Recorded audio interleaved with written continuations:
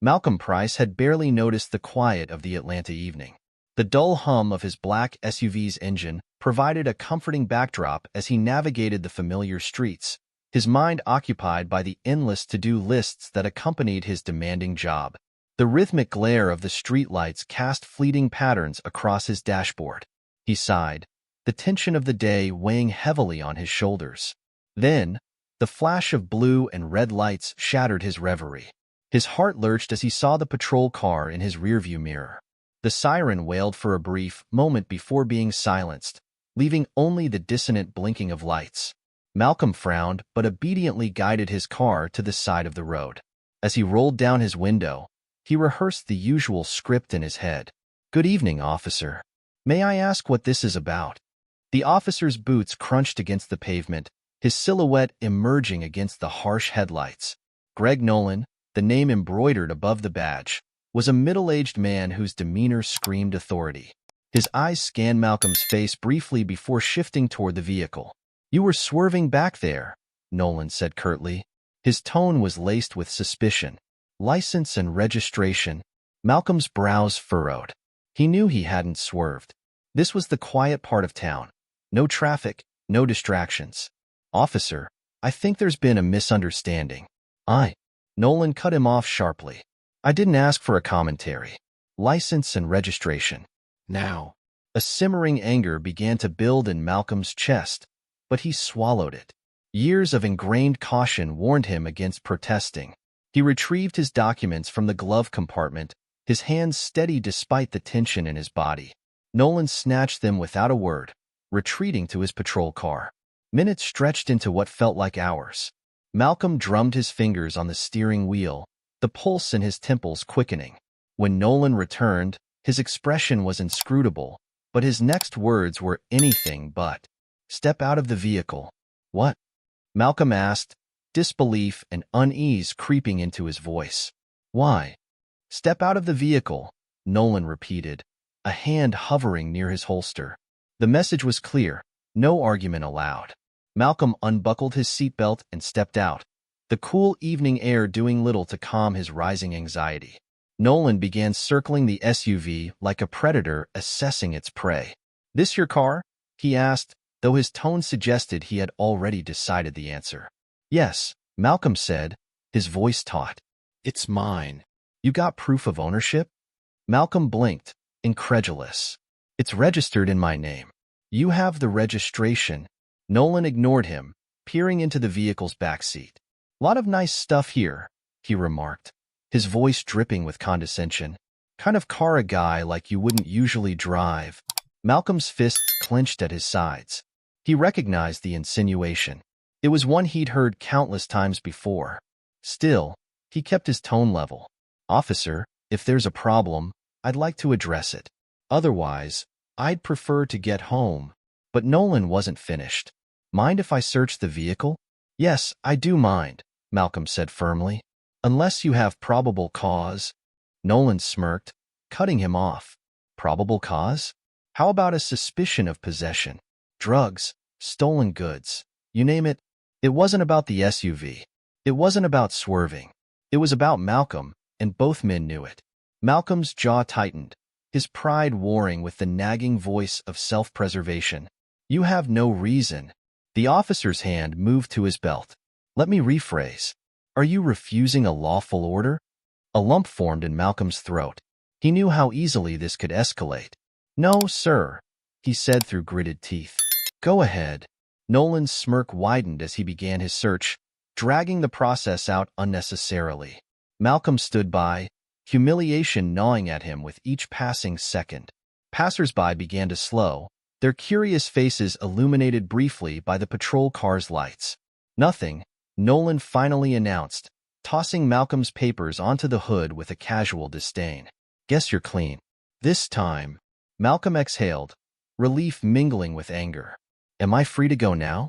Nolan took a deliberate step closer, invading Malcolm's space. "Yeah, you're free to go. But you watch yourself, you hear? Nice cars attract attention. Wrong kind of attention for a man like you." The unspoken words hung heavy in the air as Malcolm climbed back into his SUV, his hands trembling now that the ordeal was over. He watched in his rearview mirror as Nolan sauntered back to his patrol car, the smug expression still plastered on his face. As Malcolm drove away, the once quiet Atlanta evening seemed oppressive. His thoughts churned with the bitter taste of indignation, a sharp reminder of the world he navigated every day. Tonight, the city had shown its true colors, and they weren't the neon hues of the skyline. It was the red and blue that reflected in his rearview mirror, accompanied by a shameful familiarity. Malcolm heard the shrill wail of the siren behind him and immediately turned on his right indicator, carefully steering his black SUV to the side of the road. His hands gripped the wheel tightly as he exhaled slowly. He'd been through enough situations like this to know the importance of remaining calm, but no amount of preparation could fully stifle the knot tightening in his chest. The night was quiet, the hum of passing cars muted against the oppressive weight of the flashing red and blue lights reflecting in his side mirror. As Officer Greg Nolan approached, his flashlight beam cut through the darkness, bouncing off the SUV's polished surface before landing squarely on Malcolm's face. Nolan's steps were slow and deliberate, the tap of his boots against the asphalt echoing like a countdown.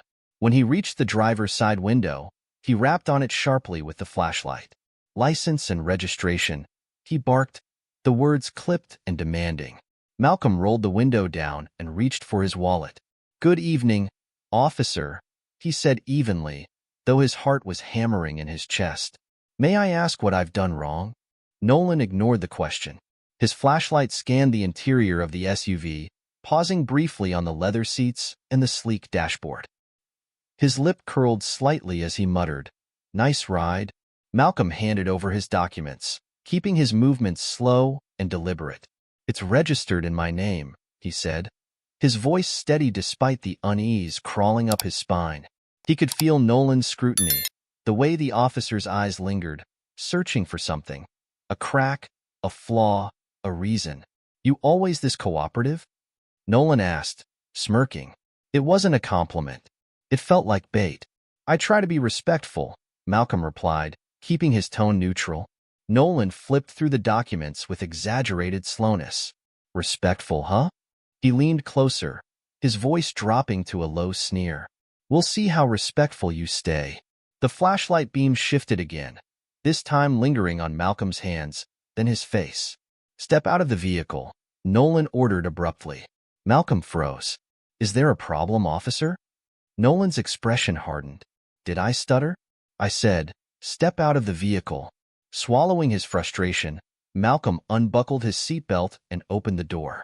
The night air was cool against his skin, but it did little to temper the heat rising in his chest.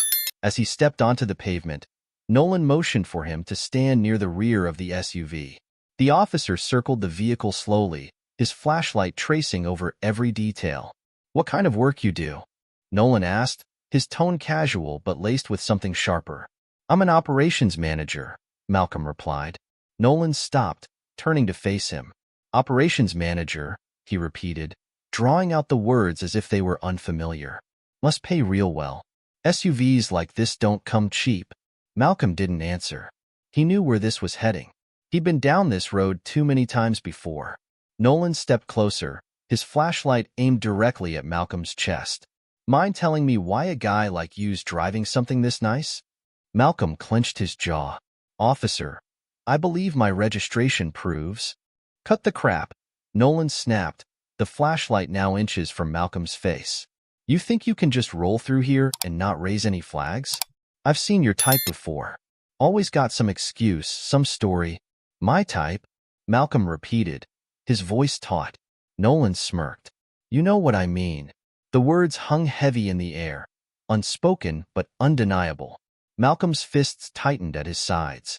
He knew better than to rise to the provocation, but the sheer humiliation of the moment was suffocating.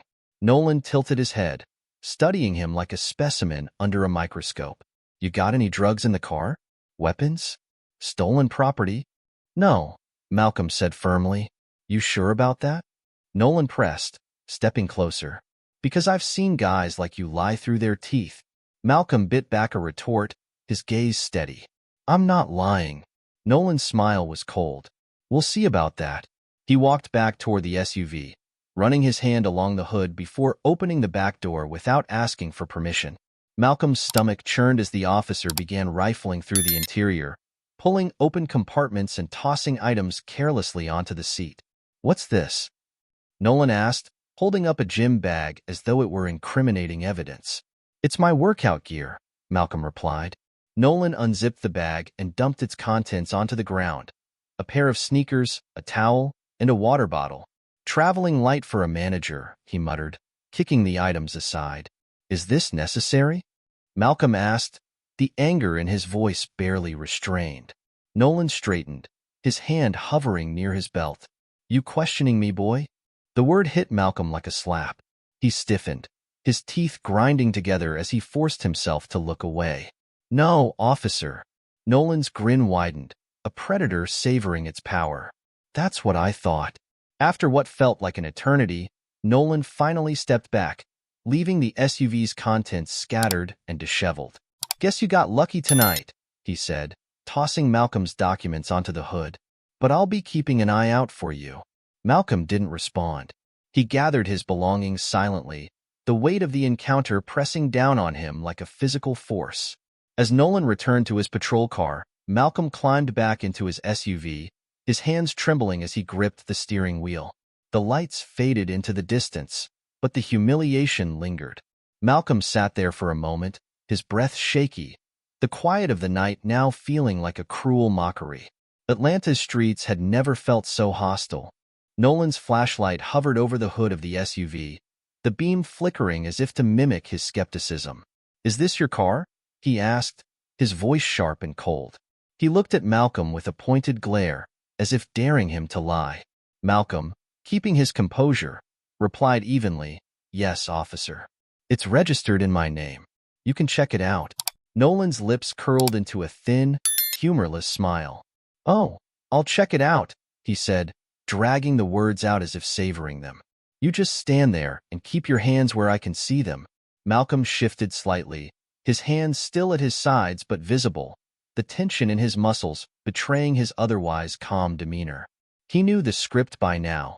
The condescending questions, the prolonged search, the thinly veiled insinuations. It was always the same, but it never got easier. Nolan stepped closer, his flashlight now aimed squarely at Malcolm's chest. "Funny thing," Nolan began, circling the SUV. "Guys like you don't usually drive cars like this. Unless, of course, they're borrowed or stolen." The insinuation stung, but Malcolm's voice remained steady. "It's mine. The registration should be proof enough. You've got an answer for everything, don't you?" Nolan shot back, leaning closer. His flashlight beam flicked across Malcolm's face, lingering on his eyes. "But here's the thing. You don't look like the type who's earned it." Malcolm stiffened but said nothing. His silence was both a shield and a necessity. Any reaction, no matter how justified, could escalate things further. Nolan smirked, clearly enjoying the moment. "What's a guy like you do for work, huh? Lottery winner? Drug dealer? Or maybe you've got a sugar mama taking care of you?" "I'm an operations manager," Malcolm answered, the words clipped but polite. He refused to take the bait. "I've worked hard for everything I have." Nolan let out a mocking chuckle. "Operations manager," he repeated with exaggerated incredulity. "Well, ain't that something? Must be some operation you're running." The officer's tone was thick with sarcasm, but Malcolm refused to rise to it.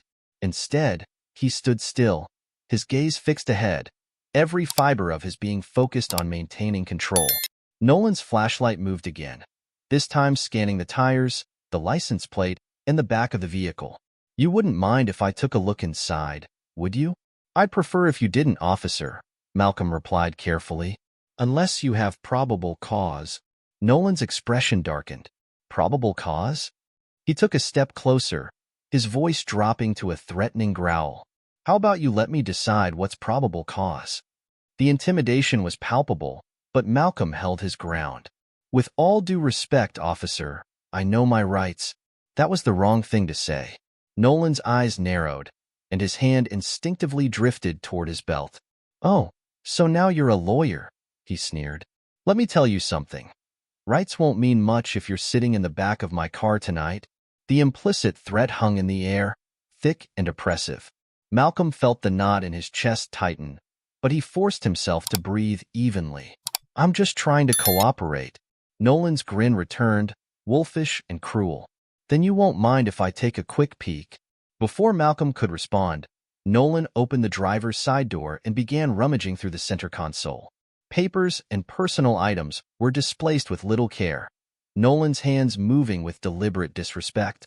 "Look at all this," Nolan muttered, pulling out Malcolm's work badge and holding it up to the light. "Operations Manager," he read aloud with exaggerated emphasis, then tossed the badge carelessly onto the seat. "Must be nice, huh? Climbing that corporate ladder." "It's a living," Malcolm said tightly, his patience fraying at the edges. Nolan's search continued, his flashlight now illuminating the back seat. He paused as he spotted Malcolm's briefcase, his fingers curling around the handle. "What's in here? State secrets? Or just more proof you're punching above your weight?" Malcolm resisted the urge to clench his fists. "It's just work documents. Nothing out of the ordinary." Nolan smirked as he set the briefcase down, clearly uninterested in its contents. Instead, he turned his attention to the trunk. Without asking, he popped it open, revealing Malcolm's gym bag and a few grocery items. Nolan rummaged through the bag, pulling out sneakers, a water bottle, and a towel, all of which he tossed onto the pavement. "Traveling light for a big shot, aren't you?" Nolan remarked, kicking the items aside. Malcolm's jaw tightened. "Officer, is this necessary?" "You don't get to decide what's necessary," Nolan snapped, stepping closer once more. "I'll tell you when we're done." For a moment, the two men locked eyes. Nolan's gaze smug and domineering, Malcolm's steady but filled with restrained frustration. It was a battle of wills, and Nolan was determined to come out on top. Finally, after what felt like an eternity, Nolan stepped back and waved his flashlight dismissively. "Guess you're clean," he said with mock disappointment.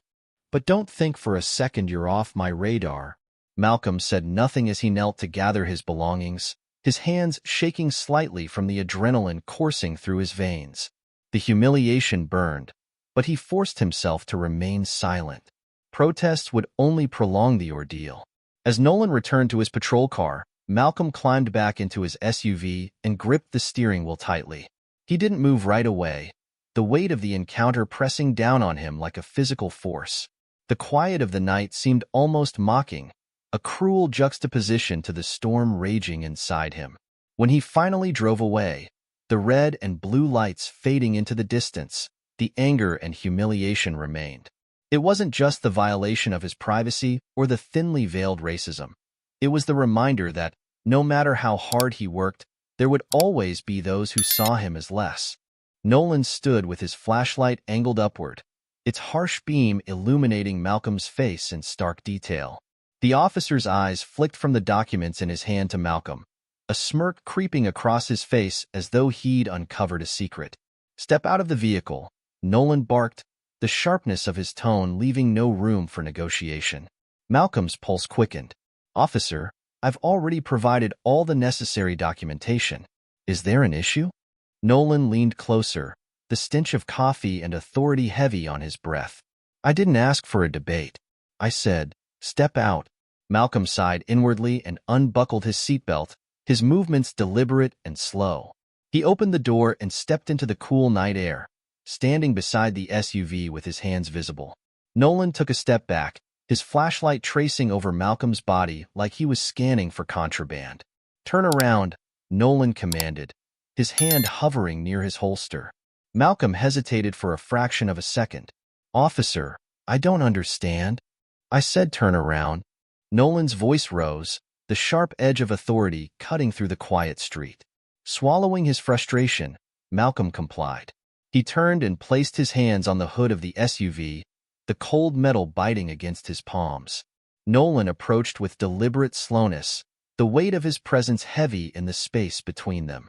The pat-down began, Nolan's hands rough and intrusive as they moved over Malcolm's shoulders, down his arms, and across his torso.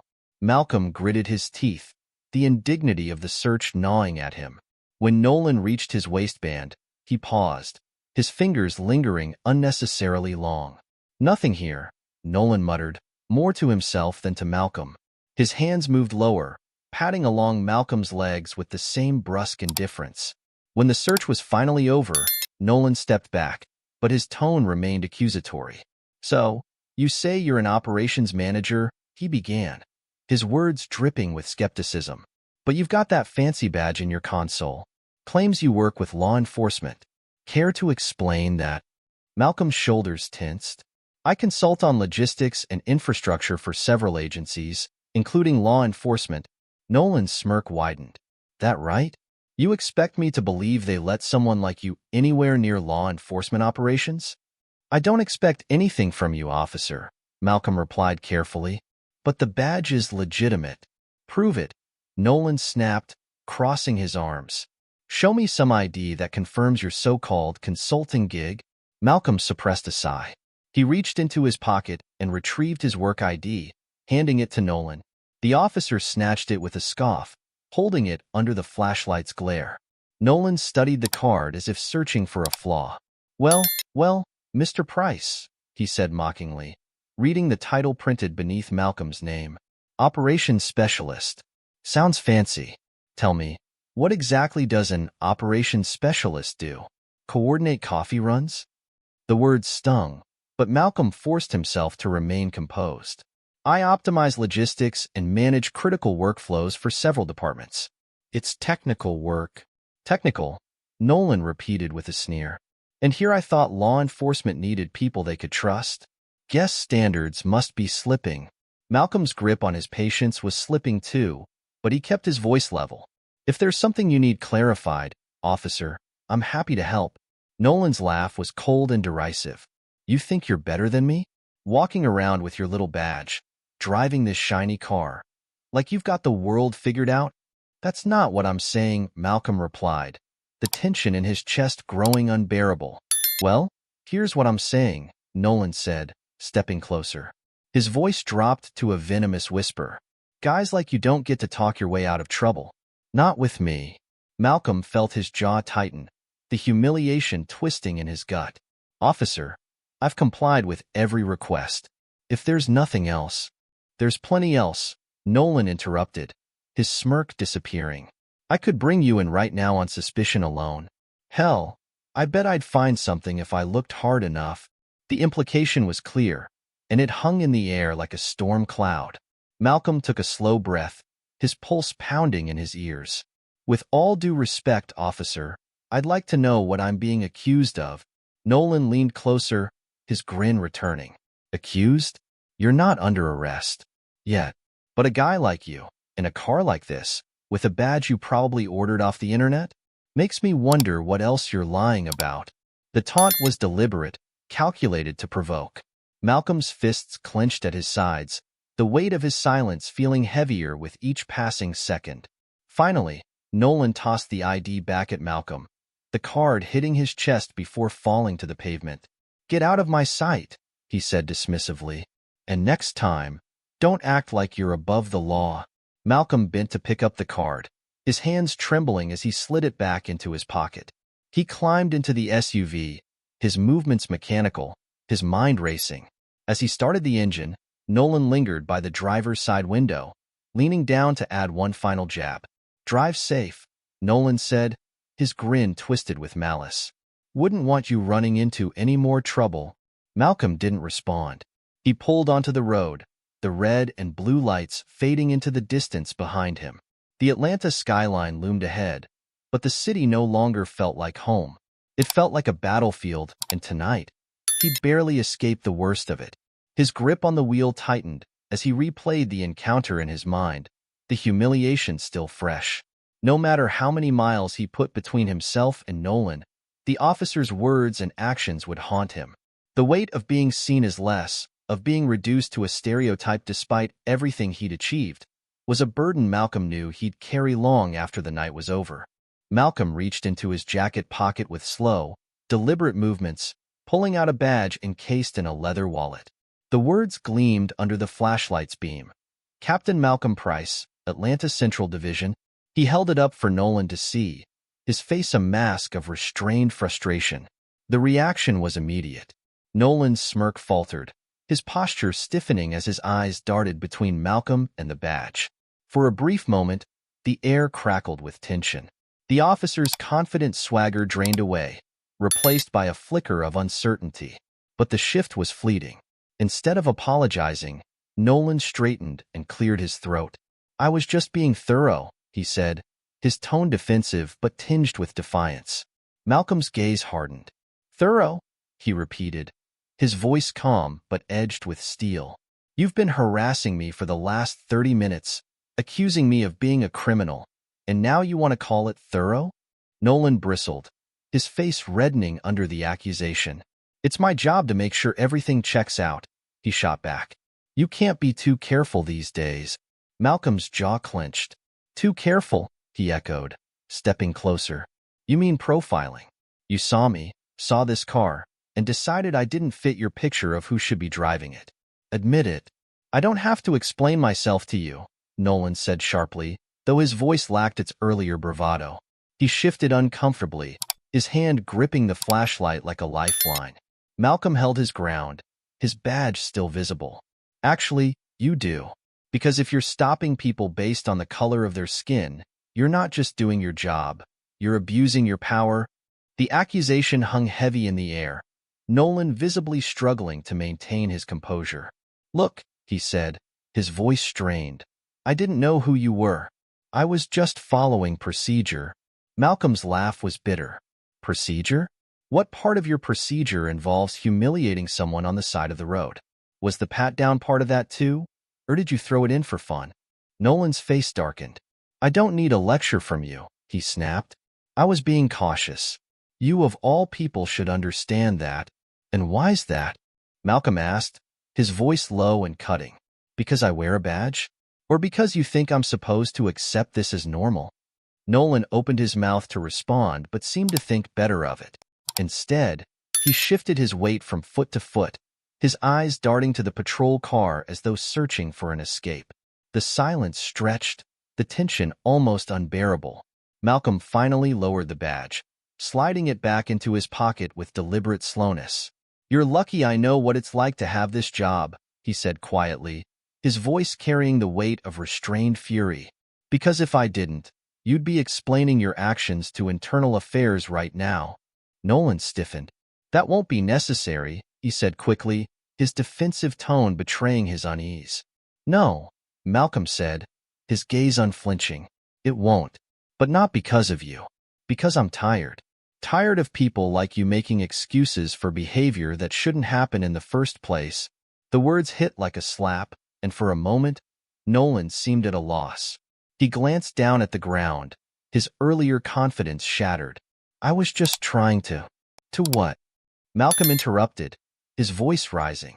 "To protect and serve? Don't insult me. You weren't protecting anyone tonight.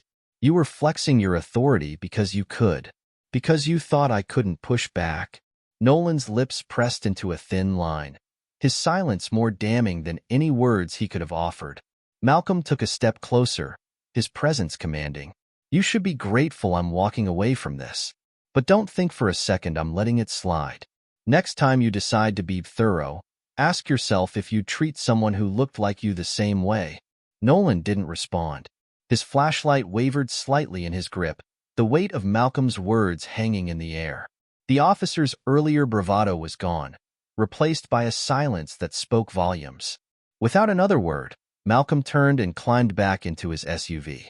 He closed the door with a deliberate finality, gripping the steering wheel tightly as he started the engine. His hands trembled slightly, the adrenaline of the encounter still coursing through his veins.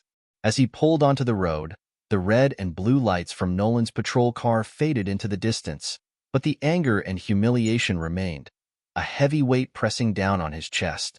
The Atlanta streets stretched ahead of him, illuminated by the glow of streetlights, but they felt darker than ever. Malcolm exhaled sharply, his mind racing. He'd faced countless challenges in his career, navigated complex investigations, and managed high-pressure situations. But nothing stung quite like the quiet indignity of being reduced to a stereotype, even with his rank, even with his badge. The night loomed heavy around him, the echoes of Nolan's words mingling with his own. Despite the resolve Malcolm had shown, the encounter had left its mark. It was a cruel reminder of the world he lived in, a world where his achievements could be overshadowed by the assumptions others made the moment they looked at him. And yet, even as the city lights blurred past, Malcolm resolved not to let it define him. He was more than their prejudice, more than their assumptions. But tonight, as he drove into the Atlanta night, the weight of that truth felt heavier than it ever had before. As Malcolm sat in his SUV, his pulse still racing from the encounter, he couldn't let it end like this. He rolled the window down slightly and called out, his voice calm but firm, "Officer Nolan." Nolan turned, his expression a mixture of irritation and wariness. "What now?" Malcolm stepped out of the SUV again, his badge still in his pocket but his resolve unshaken. "We need to have a conversation. Diligence is one thing, but prejudice is another. Why didn't you see me as a citizen to be protected? Why did you see me as a threat instead?" Nolan shifted uncomfortably, his hands twitching at his sides. "I told you. I was just doing my job." "Your job?" Malcolm repeated, his voice rising slightly. "Your job is to protect and serve, not to profile and humiliate. I showed you my documents. I answered every question. But it wasn't enough because you didn't see a man doing nothing wrong. You saw a problem. You saw me." Nolan started, but Malcolm cut him off. "You saw me driving this car and decided I couldn't possibly have earned it," Malcolm continued. "You assumed guilt because of how I look. That's not diligence, officer. That's prejudice." Nolan's face reddened, his mouth opening and closing as if searching for a rebuttal. But he found none. Malcolm didn't wait for a response. He turned back to his vehicle, climbed in, and drove away, leaving the stunned officer standing in the glare of his patrol car's lights. The next morning, the sun had barely risen over Atlanta when Malcolm entered the police station, his badge clipped to his belt and his stride purposeful. He'd arranged an urgent meeting with Chief Alan Matthews, a man he had worked with on several occasions. The air in the station was tense as officers watched Malcolm pass, their curiosity barely concealed. Inside the chief's office, Alan Matthews rose to greet him, his weathered face creased with concern. "Malcolm," he said, extending a hand. "I got your message." "What happened?" Malcolm shook his hand, but didn't waste time with pleasantries. "Alan, this isn't just about what happened last night. It's bigger than one officer," he began, his voice steady but charged with emotion. "It's about the culture in this department that allows this kind of behavior to flourish." Matthews gestured for Malcolm to sit, his expression somber. "Tell me everything." Malcolm recounted the encounter in detail, sparing no words to describe the humiliation, the profiling, and the assumptions that had driven Nolan's actions. Matthews listened in silence, his brows furrowing deeper with every word. When Malcolm finished, there was a heavy pause before Matthews spoke. "Malcolm, you know I don't condone this kind of behavior. Nolan's actions were unacceptable, and he'll be disciplined." "This isn't just about disciplining one officer," Malcolm said firmly. "This is about addressing the system that breeds this mindset. Nolan's not the only one who thinks this way. He's just one symptom of a larger problem." Matthews leaned back in his chair, exhaling slowly. "I'm not going to pretend we don't have work to do," he admitted. "But changing a culture like this, it's not easy." "I know it's not," Malcolm replied, "but it's necessary. This department can't serve the community if it sees people like me as suspects before citizens. We need to rebuild trust, and that starts with accountability." Matthews nodded thoughtfully. "What do you propose?" "The solution." Malcolm leaned forward, his tone resolute. "First, we need mandatory bias training for every officer, starting with leadership. Not a one-time seminar, but an ongoing program that forces people to confront their prejudices and learn how to approach situations without bias." "Agreed," Matthews said. "What else?" "We need a system for real accountability," Malcolm continued. "Officers like Nolan need to know there are consequences for this kind of behavior. Complaints can't just disappear into a black hole. They need to be investigated transparently." Matthews nodded again, his expression firm. "It's a start, but it's going to face resistance. You know how some of the guys will react." "I'm prepared for that," Malcolm said. "But it can't just come from me. The leadership has to back this fully, and you need someone on the inside to lead it. Matthews tilted his head. And I suppose you're volunteering? I'm not volunteering, Malcolm said. I'm insisting. If you want this department to change, you need someone who's lived this experience, who understands what's at stake. I'll lead the reforms, but only if you give me full authority to make the changes we need. The chief considered this for a long moment before finally nodding. You've got it, he said. We'll announce it at the next department meeting. But Malcolm, you're walking into a fight.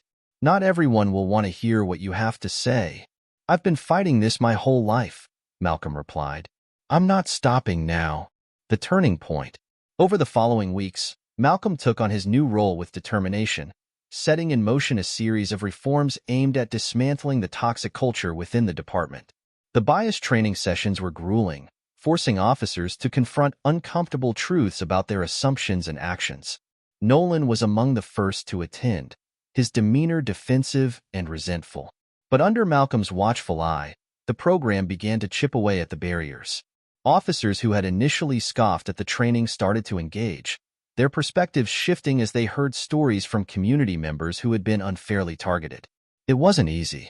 Malcolm faced pushback, whispers in the hallways, and outright hostility from some quarters.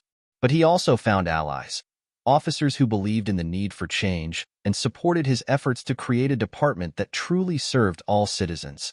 As the weeks turned into months, the culture began to shift. Complaints of profiling decreased, and trust between the department and the community slowly started to rebuild. For Malcolm, the journey was far from over. But as he stood before a group of new recruits one morning, addressing them on the importance of integrity and respect, he felt a glimmer of hope. Change was possible, not easy, not quick, but possible. And for the first time in a long while, Atlanta felt a little closer to being home again.